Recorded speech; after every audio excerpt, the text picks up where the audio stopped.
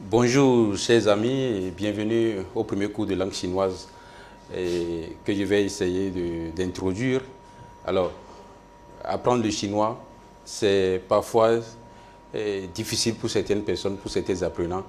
Mais dans le cadre de ce cours, nous allons essayer de démystifier la langue chinoise. Et nous avons certaines croyances populaires qui disent que la langue chinoise, c'est une langue très difficile. La langue chinoise, c'est une langue très compliquée. Et parfois, nous sommes tendés même à aller dire c'est du chinois pour exprimer le caractère difficile de la langue chinoise. Alors, parfois aussi, on dit rinron, et qui ne veut rien dire. Rinron, parfois, certains béninois disent rinron pour dire bonjour.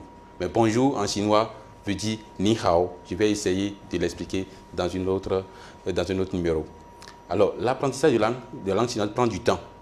Mais j'ai vu des amis ou des apprenants qui ont parlé le chinois en 24 heures.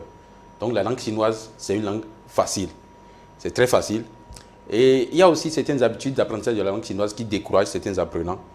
Et apprendre une langue, c'est se mettre en contact avec cette langue. C'est se mettre en contact avec la culture de cette langue.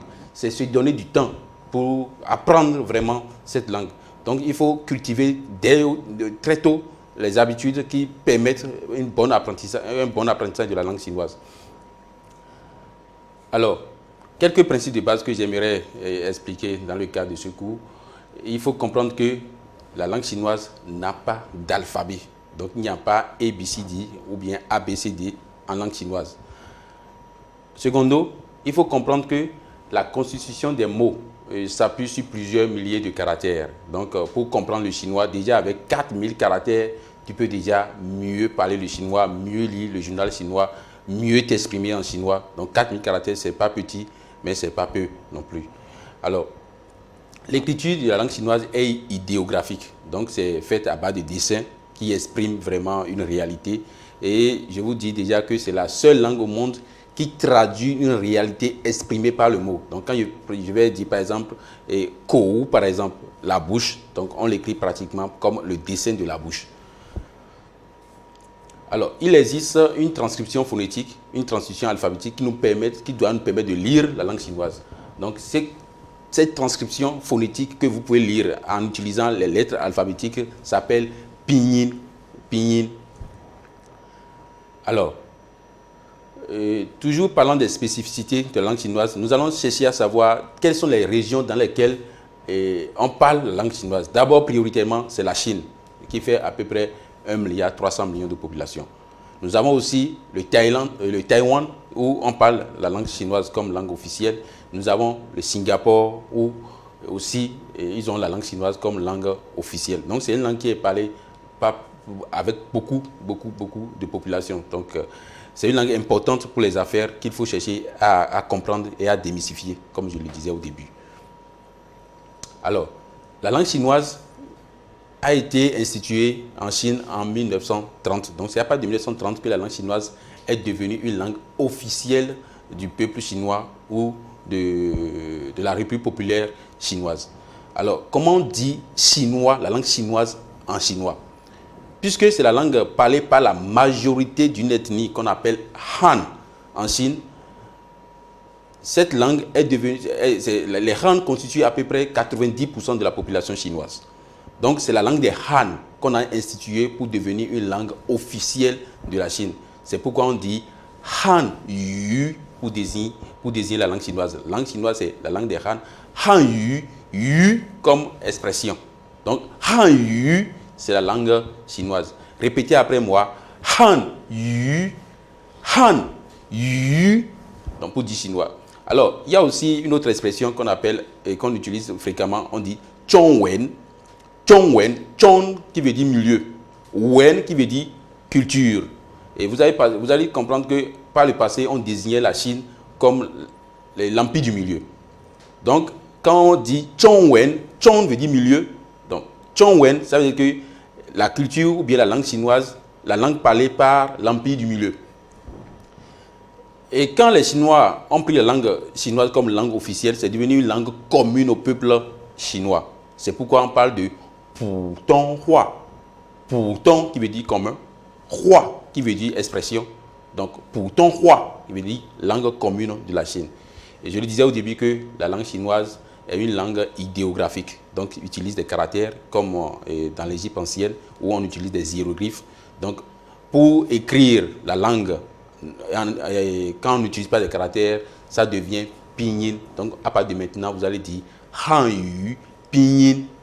Répétez après moi. Hanyu pinyin. Alors, la Chine, c'est un oiseau. Vous voyez un peu la carte, c'est très clair. Et la Chine, quand on regarde un peu, ça a la forme d'un oiseau. Et je me rappelle que j'étais resté quelque part dans la province de Hubei, principalement dans la ville de Wuhan. Alors, la Chine, la langue chinoise, c'est aussi une langue monosyllabique. Okay? Et la langue chinoise, c'est une langue aussi non flexionnelle qui n'utilise pas de préfixe ni de suffixe pour indiquer les relations grammaticales. C'est aussi une langue associée avec le ton. Donc, une langue associée avec le ton. Et là, je vais vous apprendre les 4 tons principaux de la langue chinoise. Donc, nous avons 4 tons. Et les 4 tons sont très importants pour comprendre le chinois. Et il faut que si vous maîtrisez ces 4 tons, vous allez avoir une bonne prononciation de la langue chinoise. Parce que lorsque je dis par exemple, je t'aime, je t'aime, je t'aime, je t'aime, je dis toujours je t'aime. Alors qu'en chinois, lorsque tu changes un peu de ton, I love you, c'est la même chose en anglais aussi. Mais quand tu changes un peu de ton, tu changes de prononciation. Alors, vous allez répéter après moi. Ma. Donc, le premier ton, c'est ma. Le second ton, c'est ma. Ma. Le troisième ton, c'est ma. Donc, vous baissez la tête et vous reprenez. Comme ça, le ton va aller en bas et va reprendre. Ma. Et le dernier ton, c'est ma. Ma. Donc, ma. Alors, vous allez voir qu'on a toujours dit ma, mais le premier ma désigne maman. Maman. Mama. Donc, maman. Le second ton, ma, veut dire chambre. Entendez bien, chanvre indien. Le troisième ton, ma, qui veut dire cheval. Et le dernier ton, c'est ma, qui veut dire injurier. Donc, à partir de cet instant, vous allez faire votre première phrase chinoise. Donc, vous allez me dire, maman injurie le cheval. Qui va essayer? Donc, dites un peu, maman injurie le cheval dans une phrase. Alors, donc la réponse est celle-ci. Ma. On dira aussi mama. Ma. Vous allez voir que c'est très facile. Pour un premier coup, vous avez déjà fait une phrase correcte en langue chinoise. C'est très facile. Alors, et quand on parle de ce qui est un peu intéressant dans la langue chinoise, c'est l'écriture chinoise.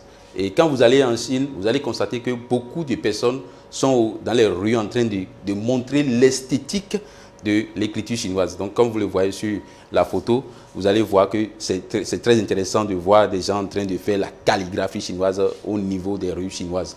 Donc, et chaque caractère chinois a une histoire. Je vous ai parlé des hiéroglyphes, des idéogrammes. Donc, c'est à partir des dessins que les caractères sont développés. Donc, vous avez par exemple Yu, donc regardez un peu Yu, qui était un poisson et qui a évolué aujourd'hui, on l'écrit différemment. Donc, c'était des dessins qu'on utilisait pour s'exprimer. Alors, vous avez aussi le second caractère qui est Ma, qui signifie horse ou cheval. Donc, c'est intéressant. Donc, ça a quitté un peu et ça a évolué. Et aujourd'hui, maintenant, on a les caractères simplifiés qu'on utilise actuellement. Nous avons l'éléphant, donc qui est aussi là. Donc, vous voyez la troisième colonne. Donc, c'est éléphant qui veut dire chien. Chien. Donc, da chien. Donc, l'éléphant. Et le dernier, au niveau de l'autre colonne, vous avez niou. Niou qui veut dire cheval ou qui veut dire vache. Donc, essayez de regarder un peu, c'est très intéressant lorsqu'on regarde un peu l'historique, comment les caractères ont évolué pour qu'aujourd'hui, on ait ce que nous utilisons comme caractère simplifié. Le plus important, je vais donner un exemple. Donc vous aviez ce dessin. Qu'est-ce que vous rappelle par exemple ce dessin? Et quand on regarde un peu ça, ça a l'air de quoi? Donc quand vous regardez correctement, vous allez constater que c'est le soleil. Alors, le soleil a évolué et aujourd'hui, il y a aussi la lune. Regardez un peu la lune. Quand on regarde un peu la forme de notre de ce dessin, on constate que c'est la lune. Alors, la lune aussi a évolué et au fil des temps, ces caractères ont évolué pour donner ce que vous allez voir en troisième position. Donc, nous avons la lune et le soleil qui est J. Aujourd'hui, c'est évolué pour avoir le caractère final. C'est comme ça qu'on l'écrit actuellement. La lune aussi a évolué et aujourd'hui, maintenant, on l'écrit de cette manière. Quand vous regardez, en dernière position, donc c'est UE. Donc J, UE. En haut, nous avons J, R-I, et nous avons UE, Y-U-E, qui veut dire le mois. En haut, nous avons J, qui veut dire le jour, et en bas, nous avons UE, qui veut dire le mois. Alors, lorsque nous allons évoluer un peu, nous allons faire une certaine combinaison. Donc, la langue chinoise, c'est une langue de combinaison. Vous avez tout à l'heure étudié J, qui veut dire le jour, et vous avez étudié aussi la lune, UE, qui veut dire le mois. Parce que la lune apparaît tous les jours. Lorsqu'on regarde un peu, nous avions combiné J plus UE pour avoir min. Donc, on prend le jour plus la lune pour avoir demain. Min, M-I-N-G. Donc, min tien, donc min. Donc, min, donc le caractère qui est l'équivalence, ce qui est en troisième position, c'est min qui veut dire demain. Donc, la langue chinoise, c'est une langue de combinaison. Mais aujourd'hui, pour apprendre le chinois, c'est encore plus facile que les temps passés. Nous avons l'Institut Confucius qui est présent dans pratiquement beaucoup de pays africains, qui fait la promotion de la langue chinoise au niveau des pays africains. Et beaucoup d'Africains aussi voyagent en Chine pour aller apprendre la langue chinoise. De la même manière, au niveau des autres pays, au niveau mondial, on dénombre près de 300 instituts Confucius qui font la promotion et la promotion de la langue chinoise et de la culture chinoise. Donc, pour renforcer votre niveau d'apprentissage de la langue chinoise, il y a des tests importants. Et le test le plus important, c'est HSK, qui veut dire H Hanyu, comme je vous ai dit au début, S Xue Pin, qui veut dire niveau, Kao Shi, qui veut dire examen. Hanyu Xue Pin Kao Shi, qui veut dire le test de niveau de la langue chinoise. Alors, je vous remercie. Xie xie. Xie xie. Merci. Zai jian. Zai jian. Au revoir. Donc, prochainement, vous aurez un autre numéro par rapport à la salutation et à la numération en langue chinoise. Je vous remercie pour votre attention.